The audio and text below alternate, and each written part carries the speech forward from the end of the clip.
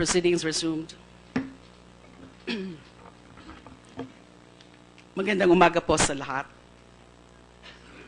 Sa aking mga kasamahan sa Senado, sa ating mga kagalang-galang na mga resource speakers from various government agencies, sa non-government organizations, sa academe, non-government organizations, sa inyo pong lahat, magandang umaga po.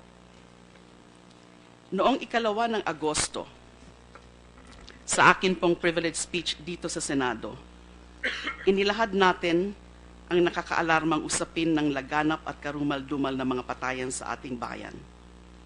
Hindi lang ito naging laman ng balita sa ating bansa. Sa buong mundo, pinag-uusapan din tayo. Tulad ng marami sa atin, nababahala ako sa kaliwat kanang patayan na inaalmusal natin kada umaga. Araw-araw na lang ang balitang may bagong napatay dahil nanlaban daw o nang agaw ng baril ang biktima. Marami na rin po ang pinaslang ng di kilalang mga salarin na kinabibilangan malamang ng mga vigilante. Binalot ng packaging tape at pinatungan ng cardboard na may mensaheng pusher o kaya hold upper, ako, huwag tularan. Nais po nating malaman ang katotohanan sa likod ng mga nasabing patayan at karahasan. Ano nga ba ang tunay na nangyari at bakit patuloy itong nangyayari? Hindi ko sinasabing ang lahat ng nagaganap na pagpatay sa operasyon ng mga pulis ay walang legal na batayan sa paggamit ng lethal force. Masyado lang marami ngayon ang napapatay sa mga enkwentro kumpara sa mga nakaraang panahon para hindi magduda kung nasusunod ba talaga ang rules of engagement. Doon naman po sa usapin ng vigilante killings o pagpatay ng mga di kilalang salarin, hindi rin natin sinasabi na may kinalaman ng gobyerno sa pagkalat ng mga death squad. May indikasyon na hindi lahat ng mga pagpaslang ay may kaugnayan sa kampanya laban sa droga ng gobyerno.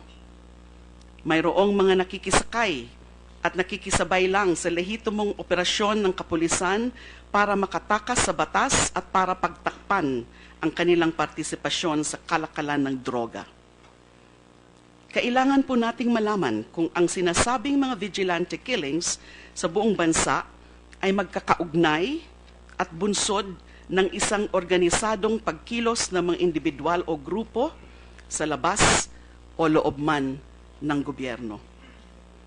As I have said, my concern does not only revolve around the growing tally of killings reported by the Philippine National Police. What is particularly worrisome is that the campaign against drugs seems to be an excuse for some, may I just emphasize, some law enforcers and other elements like vigilantes to commit murder with impunity. Last August 18, Police Director General Ronald De La Rosa reported to the Senate Committee on Public Order and Illegal Drugs that there are 665 drug suspects killed in police operations from July 1 to August 15. But what is even more disturbing is that in the same hearing, the PNP chief stated that there are 899 drug-related deaths committed by unknown killers during the same period. Out of this figure, only 22 cases were filed in NCR-PO. Grabe ito. Katumbas po yan ng 35 tao na patay kada araw. 35 persons being killed. Certain media outlets report different figures. The ABS-CBN Research and Investigative Group cites that there are 1,127 alleged drug offenders killed from May 10 to August 19. According to the report, 666 were killed during police operations, while 343 suspects were killed by unidentified assailants. GMA News and the Philippine Daily Inquirer, as shown on the screen, also tallied different numbers. How do we account for these differences? Why are there killings in such magnitude? what provides for the seeming continued impunity of those behind vigilantism and summary executions. Bukod pa sa mga tanong na ito, mahalaga pong malaman sino ang mga biktima, sino ang mga pumapatay, saan ito nangyayari, may investigasyon ba o kasong sinasampa o isinasampa pagkatapos ng insidente, aling ahensya o mga ahensya ang nag-iimbestiga, saan po ba hahantong ang kampanyang ito? These are the questions that disturb me, both in my capacity as senator and as a Filipino. These are the same questions that the Filipino people would like to have answered. There is no indication that the statistics on killings of alleged drug suspects will go down anytime soon. How many people need to die before we act to correct this alarming situation? Buhay po ng tao ang pinag-uusapan dito, hindi lang basta numero. Sa bawat natagpo ang bangkay sa kalsada, may nawalan ng kapatid, magulang at asawa, may naulilang pamilya, may gumuhong kinabukasan at pag-asa. I strongly believe extrajudicial or extralegal killings, whether perpetrated by the state or by non-state actors, must stop. Blatant disregard for human life has to stop. It is for these reasons that we hold the Senate inquiry in aid of legislation to address the rampant summary executions of alleged drug suspects. We have invited witnesses, families, and relatives of the victims who will be allowed to share under oath their stories and accounts of the alleged killings. Their corresponding testimonies are supported by their respective affidavits, which will be forwarded to the proper agencies for investigation and/or prosecution. Mayroon po tayong 12 saksi sa 8 kaso ng pagpatay na may 11 mga biktima. 12 witnesses in 8 cases involving 11 victims.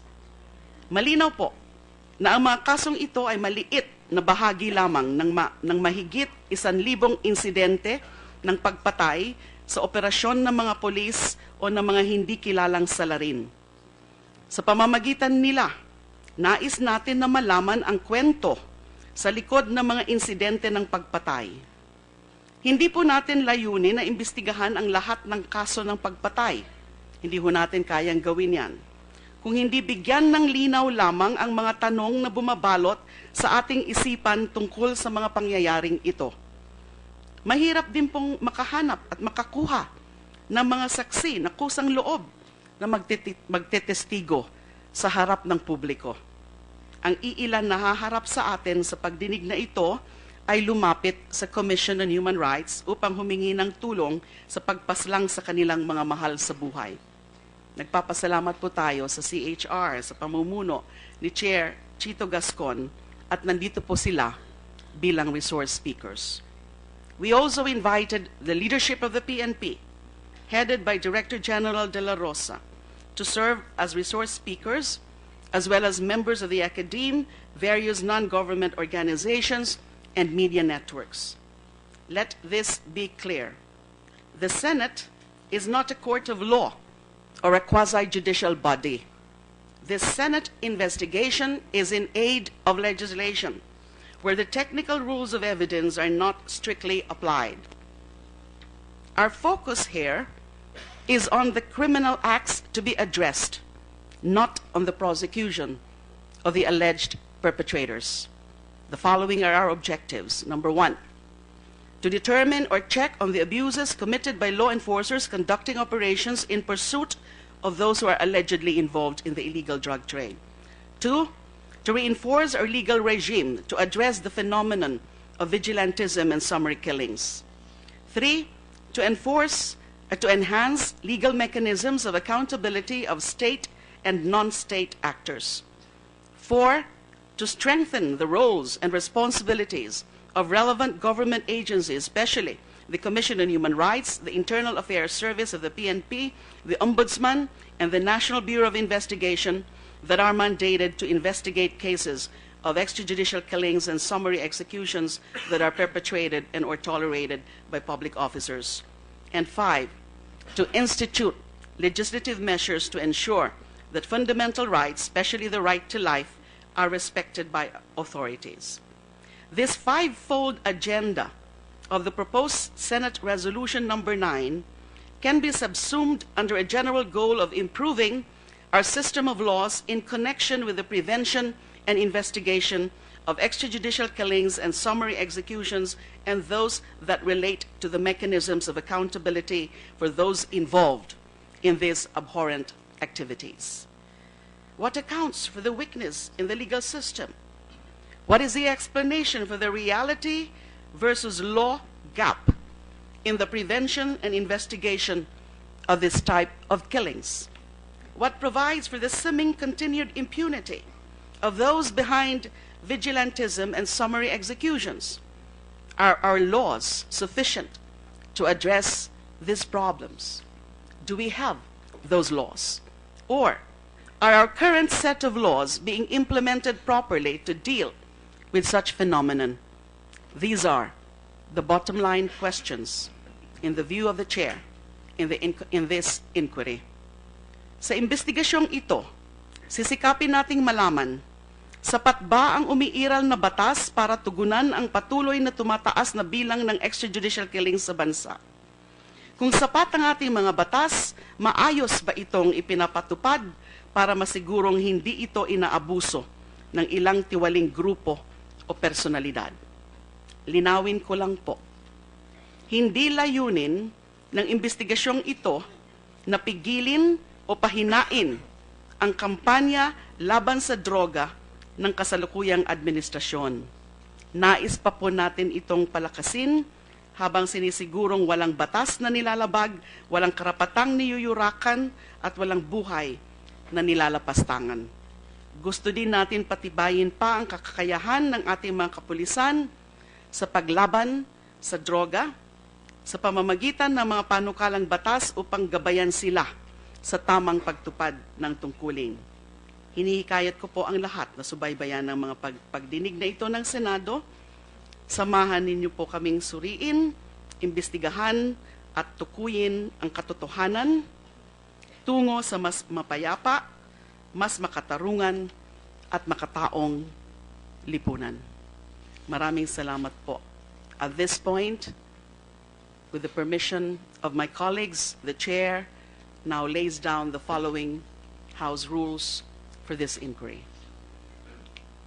Number 1, senators who wish to also give their opening statements are given a maximum of 5 minutes.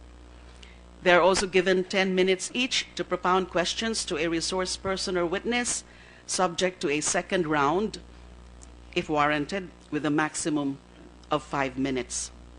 Senators who wish to interpolate will be recognized.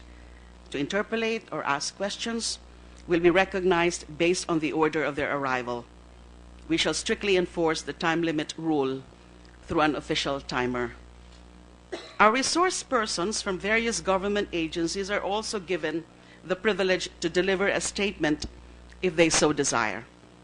We ask them to limit such to 3 minutes. As to witnesses, I believe that what they are to testify on are also embodied in their respective affidavits. Copies of some of those witnesses have been distributed today.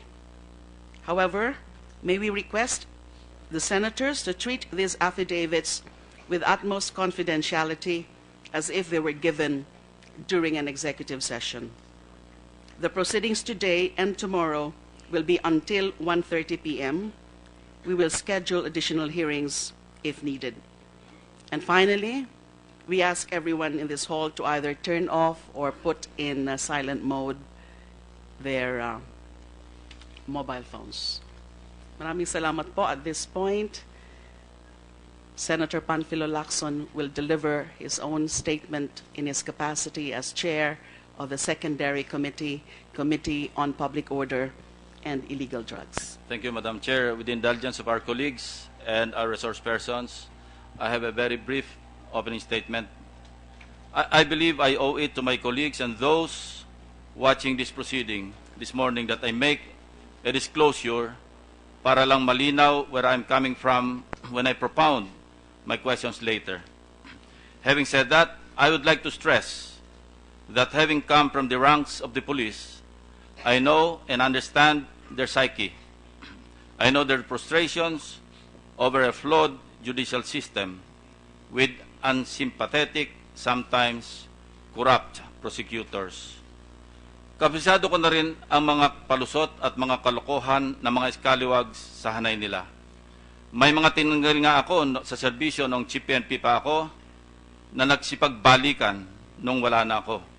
At ginamit pa nila para gipitin ako at gipitin din ang mga dati kong tauhan na malalapit sa akin. I know as well their enthusiasm and dedication to perform their duties in order to accomplish their assigned mission. I have openly and consistently manifested my misgivings to allow this inquiry to proceed, and for good reasons. Number one, the momentum that the police has gained over a short period through life-risking work of fighting illegal drugs must not be deterred by legislative inquiries like what we are conducting right now. Frankly, I have never seen anything on the scale of the current anti-illegal drugs campaign under this administration. Number two, as I had spent almost half of my life in law enforcement like them, I am not sure how many times I could have been maimed or killed by enemy fire during police operations that I had participated in, or the number of times I could have landed in jail while performing my duties as a law enforcer. Number three, nakaharap na rin po ako sa ganitong uri ng legislative investigation and be seated on their side of a committee room, and I can tell you, the feeling was anything but pleasant. Never akong nakaramdam ng good vibes noon. I just hope our resource persons who are members of the police force are not talking to themselves now as I speak, cursing us legislators the way I did then. To our police officers present in this inquiry, honestly, I don't know how this whole exercise of drug fighting will end. I have no idea what is the end state of all your efforts. All I want to pick, and I want to pick your brain on that later. I can only make a guess. Either we have a drug-free Philippines after 6 months, or maybe a longer period, or, God forbid, you go bust and worse, end up in jail. Thank you, Madam Chair. Thank you, Senator Lacson. Before I call on the next senator to deliver a statement, may I just give a very, very brief comment. In my capacity as the chair of the primary committee on Justice and Human Rights, I assure everyone that these proceedings will be conducted in the most professional manner and that we will accord all our resource persons, including witnesses, respect and courtesy, because that is what precisely provided in our rules. Thank you. May I recognize at this point Senator Alan Peter Cayetano to also deliver his own opening statement. Thank you, Madam Chair. And Madam Chair, while they are fixing the projector, may I just greet you good morning and good morning to our guest. If I tend to be a little bit emotional today, I apologize because we lost our pastor, Pastor Doy Castillo, who was like a father to us. And I've been involved with the Duterte campaign and with Chief PNP Bato, and grabe po yung tama sa media na as if Wild Wild West tayo. 14,000 plus lang ang sweldo ng mga pulis. Hindi lahat may gamit. And then, napapatayan din sila. Pero hindi pa tayo naglo-launch ng investigasyon kung paano sila pwede tulungan. Sila na iniimbestigahan natin. So my apologies if I tend to be a little bit emotional. Having said that, Madam Chair, I thank you for your assurances at the start of this hearing. Senator Joel yielded his 5 minutes to the opening statement so I can complete my presentation. Madam Chair, Excuse me, Senator Alan. yes, You said that Senator Joel, everyone has 5 minutes, so under the tradition of the Senate, usually only the another senators senator. who wish to deliver Yes, their he opening wished to give his statement. statement and So he'll give may it I to ask me. Senator Villanueva whether he did intend to deliver his own opening statement? I wasn't supposed, but considering that there's a request from our good friend, we will yield the 5 minutes, Madam Chair. With due respect to Madam Senator Chair. Alan Peter Cayetano, Madam I Chair. don't believe that, as mentioned, Well, just Madam Chair, admitted, usually we Senator respect each other here. Villanueva No? just said that he did not intend to deliver a statement. I will just talk very fast, Madam Thank Chair, you. but usually, let me put on the record, we respect each other's opinion here, and it's not a matter of intent to give a opening statement. If Thank you. everyone is allowed to give a statement, you can yield your time, whether it's in the questions. You are new here, so I will understand that, but that has been the Thank you. tradition here in Please the proceed. Senate. Thank you. May my time just start now, please? When the righteous are in authority, the people rejoice, but when the wicked bears rule, the people mourn. I'm not talking about the Aquinos, Arroyos, or the Dutertes. When the drug lords rule, people mourn. But when the law enforcers, the righteous, are the one ruling, walang patayan, may katahimikan sa ating bansa. Next slide. It is being made to appear in the media and with no help by some so-called human rights advocates. Next slide, please. That grabe ang patayan araw-araw. Please take note from 2010 to 2015 during the Aquino administration, an average of 35 ang patay araw-araw. Ngayon po, sa ilalim ni Presidente Duterte, 20 po. No, more than about a third are now, their lives are now being saved every day because of the efforts of the PNP. Next slide. The old norm was drug lords and their cohorts acted with impunity. People have low trust sa PNP, fiscals, judges, high-ranking government officials are involved in the illegal trade or protectors, and people hindi nakakadama na sila secure sa kanilang bahay, sa kalye, sa kanilang trabaho. Ngayon po, the respect and fear for the law has been restored. Drug lords and their supporters are on the run. People are beginning to feel safe, renewed trust on our law enforcers and government under President Duterte. Next slide. Are we using the term extrajudicial killings loosely to discredit the PNP and Duterte administration?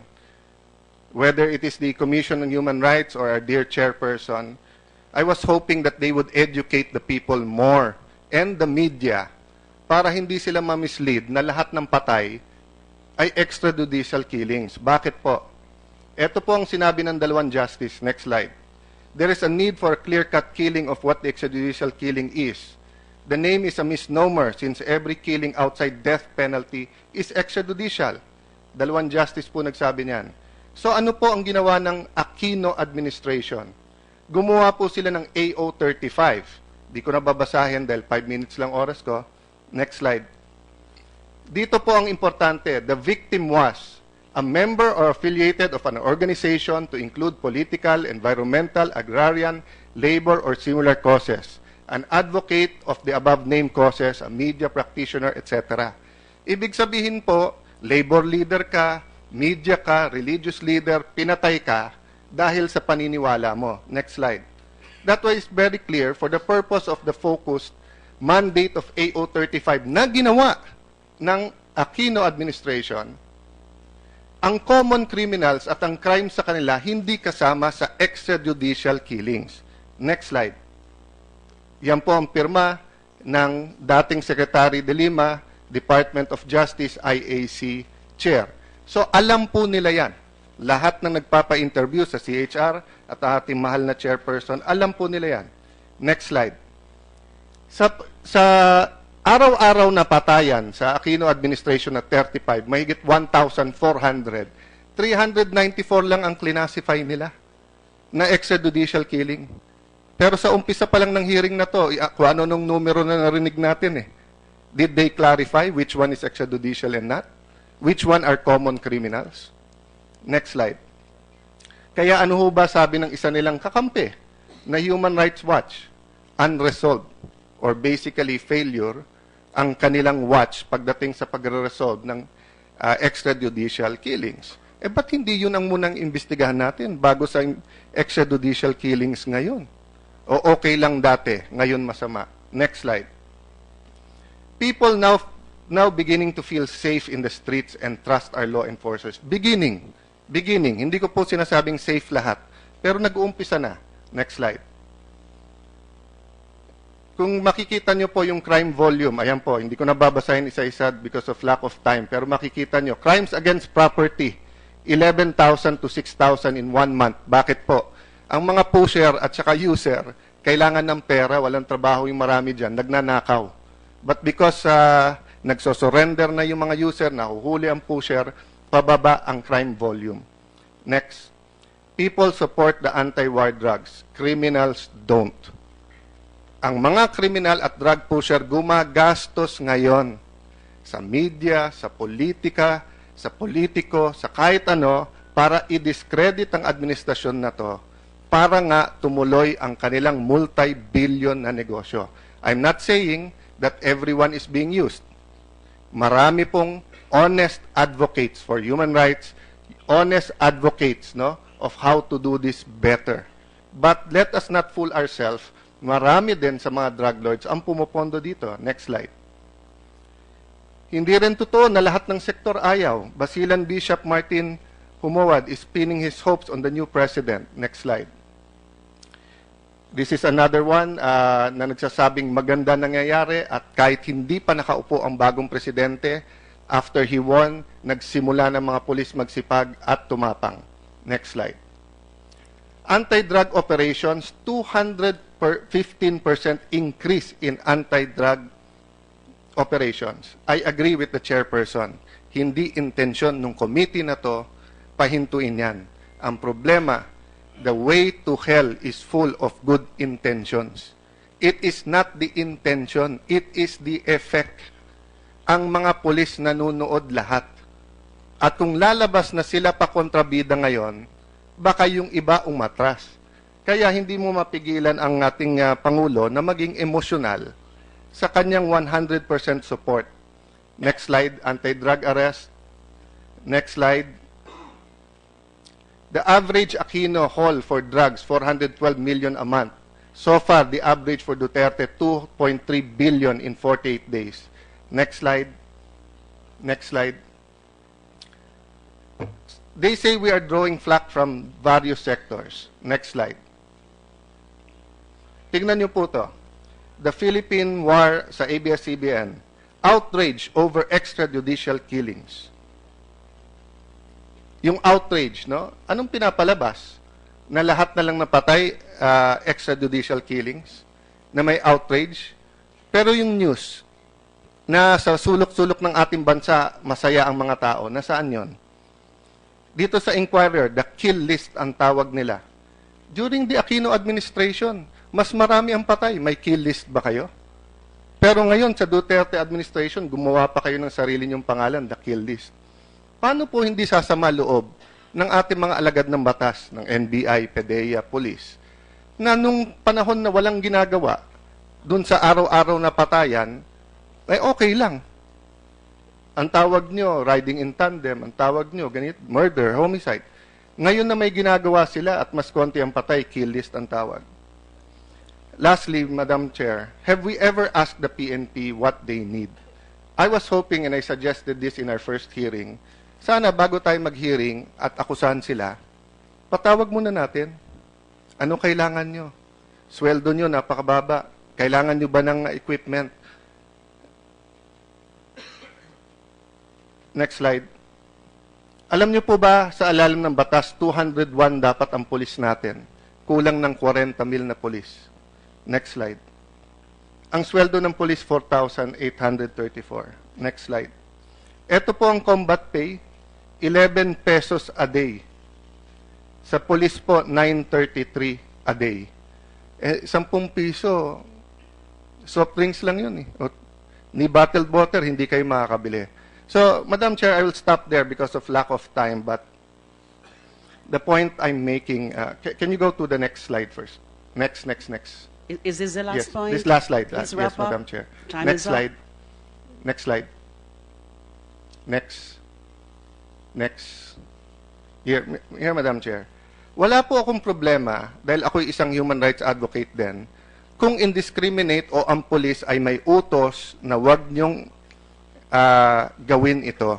Pero titignan niyo po to, mismong PNP ang may memorandum na nagsabi na lahat ng unexplained, lahat ng vigilante, imbestigahan. And hindi ko na ipapakita dahil wala ng time, pero yung last slide ko po dito ay ang statement ng ating Pangulo at statement ni Chief PNP Ronald De La Rosa alias Bato na nagsasabing, ayan po, ayoko ng extrajudicial killings. So thank you, Madam Chair, that you said we will be fair. But sana sa mga interviews at mga kapatid natin sa media, maging fair din. Kasi panay ang report nyo na ayaw ng Pangulo, na gusto ng Pangulo at ng PNP ng extrajudicial. Pero yan po ang sinasabi nila, yan ang official. Thank you, Madam Chair. Thank you, Senator Cayetano. 2 punto lang po. We will ask the concerned resource speakers to educate us, to educate the public on these concepts, on these terms, extrajudicial killings, extra-legal killings, summary executions, vigilante killings. So at a proper time in the course of the proceedings, questions on that point can always be asked to these resource persons.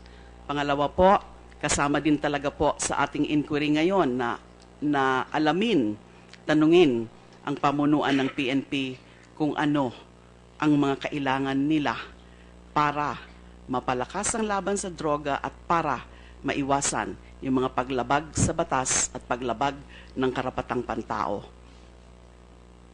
So at this point, Procedural, Madam Chair. yes. Is there any Senator. other senator who wish to make an opening statement? If there is none, if I, there is I none, was just maybe. told, Yes.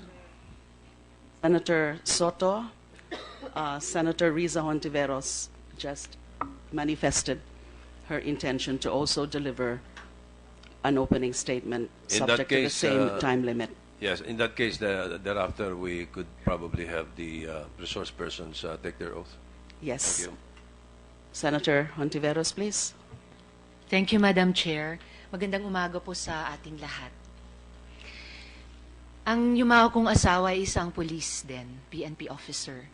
Alam ko ang nadaramang takot at pangamba ng mga katulad kong babae tuwing ang kanilang mga mister o partner ay papasok sa trabaho upang gampanan ang kanilang tungkulin. Hanggang ngayon, tanda ko pa ang pang-araw-araw na pangamba nung mag-boyfriend-girlfriend pa lang kami. Paano kung siya ay mapahamak o magbuwis siya ng kanyang buhay sa pagtupad ng sinumpaang tungkulin. Naranasan ko rin ang sakit na mawala ng asawang pulis. Bagamat ang aking asawa ay hindi pumanaw sa engkwentro, siya ay binawian ng buhay sa gitna ng kanyang assignment at malayo sa amin. Sa mga kababaihang asawa o partner ng mga pulis at sa ating buong kapulisan, hangad ko po ang inyong kaligtasan at panatag na loob ng inyong mga pamilya. Makakaasa po kayo sa akin. Makakaasa si Chief PNP Doroy de la Rosa, ang mista ng aking yumaong asawa at aking kaibigan. Gagawin ko ang lahat ng aking makakaya bilang senador upang masiguro ang inyong kaligtasan at maprotektahan kayo sa panganib sa kampanya ng gobyerno laban sa droga.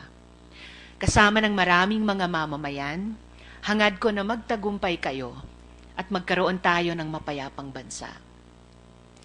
Pero sana maintindihan din po ng lahat, Madam Chair, nagagawin ko rin po ang lahat ng aking makakaya upang ipagtanggol ang karapatang pantao ng bawat mamamayan.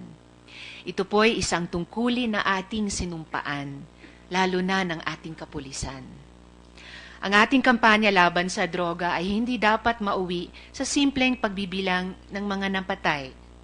Dapat ang sukatan ng matagumpay na kampanya laban sa droga ay ang pagdami ng bilang ng mga buhay na napabuti, na ituwid at nailigtas. The war on drugs should not be reduced to killings. It must be a just campaign to promote new beginnings. I believe that in the government's war against drugs, we cannot play gods and decide whose lives matter and whose lives don't. Sabi nga, ano ang sukat ng halaga ng isang buhay?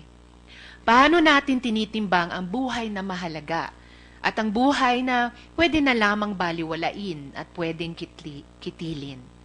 Ano ang batayan na magsasabing ang isang buhay ay may silbi pa at ang isa na may wala ng pag-asa? Sino ang lalagyan ng cardboard o sunod na ilalagay sa kill scoreboard? Hindi lang iisang tao o iisang grupo ang may kapangyarihan na husgahan ang kapwa Pilipino. May justice system ang ating demokrasya. Mabagal man o may kahinaan, hindi ito pwede isantabi. Dito po dapat patas na tinitimbang o sinusukat ang paglabag sa batas at sa makataong paraan po ipinapataw ang karampatang parusa. Madam Chair, to my dear PNP leadership, and to all the guests of this committee today, we must shift the focus of this war on drugs from vendetta to real justice, from shortcuts to reforms, from punishment to treatment, from punishment to treatment, Madam Chair, from mere killing to healing. This approach is not only restorative and just, it is also the more humane path. Let us not lose our humanity in the face of fear and barbarity. Maraming salamat po at mabuhay po tayong lahat. Maraming salamat, Senator Riza. Ngayon po, bibigyan na ho natin ng pagkakataon. Madam Chair. Yes, Senator Migs. Yes, may I be allowed to give just 2 minutes? Okay, if it's really for 2 minutes, Very short, Mr. Chair. you have the Madam floor Chair. now. Thank you. Thank you, Madam Chair. I know after the speakers all speak, we'll probably be off to lunch break and or session will start. So allow me to give my 2 cents worth, Madam Chair. Let us hit closer to home, Madam Chairperson. Last April, I was given information because during my 5-year break out of politics, I was able to establish a bit of small, medium enterprises in Cagayan de Oro and Bukidnon. Last April, I was told na doon daw sa aming planta sa Cagayan de Oro ay may mga shabu addict. So ang ginawa po natin ay nagpatawag po ako ng tulong sa City Hall employees ng Department of Health na empleyado sa City Hall at nag-conduct po ako ng drug test sa aking mga tauhan. Madam Chair, out of the 30 employees that we had, 10 ang positive sa shabu. That is a third of my workforce. A third. Nakakagulat dahil marami doon ay masaya na sa buhay at maganda po kanilang sweldo at benepisyo. Ay dala ko po galing sa Bukidnon at kinausap ko po sila. At tinanong ko sila, bakit kayo lumuklok sa shabu? Nang ganda ng buhay nyo na yun. Alam mo ang sagot sa akin, Madam Chair? Doon sa labas ng aming gate, doon sa Barangay Agusan, sa Cagayan de Oro, napakadaling bumili ng shabu. 20 pesos lang, 20 pesos, Madam Chair, ang isang sachet ng shabu na mas mura pa sa isang pack of cigarettes. So they said, they do a hit in the morning, and when the hit is gone, they do the hit in the evening. Ganon kagrabe at lala ang sitwasyon ng droga na yon. Madam Chair, Mexico, I had a briefing recently, Mexico is losing the war on drugs. Their killings there are not done by government. But yung mga massacres doon are being done by the drug cartels, the Mexican drug cartels. Pinupugutan yung mga ulo. They hang them upside down. And sooner or later, if we do not nip this at the bud, and I'm saying it's not even in the stage of a bud, it is now a full-grown weed, Madam Chair. We have to congratulate the PNP for the job that they're doing now because they're risking life and limb at sila mismo namamatayan. Madam Chair, sa totoo lang, after Digong Duterte, the President, had become President of the Republic, that the shabu dealers in that barangay, out of a legitimate operation, patay. Ngayon, bumalik po ako doon. Ang sabi nila sa akin, tumahimik ang barangay. Wala na nang gugulo sa kanila. Ganun. That's the reality on the ground. And dapat ipakita din po natin yun dahil yung mga pamilyang apektado sa drug-related crimes unbearable. Imagine a third of the workforce. What if you had 3 children and one of your children? Excuse na me, looks Senator at Miggs, us? I'm sorry. So that's it, with Madam your Chair. respect. I know, Thank you. Madam Chair, although I've been given 5 minutes, hindi pa siguro ako maabot niyan. But Madam Chair, again, I would just like to show the severity of the situation. I was principal author of the anti-drug law together with Senator Sotto when I was a member of the House of Representatives. And it's only today that I see effects. Thank you, Madam Chair. Maraming salamat.